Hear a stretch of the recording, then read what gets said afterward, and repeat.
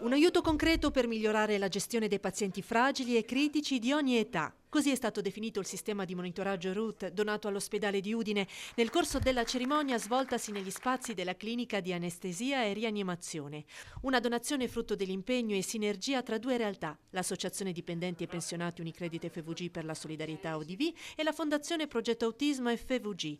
È uno strumento altamente avanzato che consente una valutazione multiparametrica dei parametri vitali dei pazienti sia in un contesto di sala operatoria che in contesto di terapia intensiva,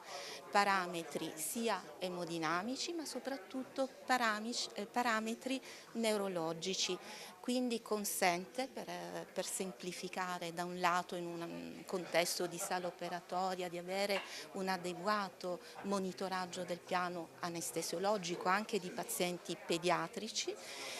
ma consente anche di fare delle diagnosi o dei monitoraggi di disturbi neurologici nei pazienti critici. Dobbiamo ringraziare il sistema delle associazioni del volontariato che ogni giorno mette a disposizione il proprio tempo, il proprio lavoro, le proprie energie e consentono questi risultati. Naturalmente lo facciamo in un luogo e in un ospedale che è un ospedale hub, siamo dentro una terapia intensiva e quindi il mio pensiero, come ho fatto nel corso di questi decine di minuti anche insieme al sistema professionale, va anche a loro per lo sforzo e la fatica che fanno ogni giorno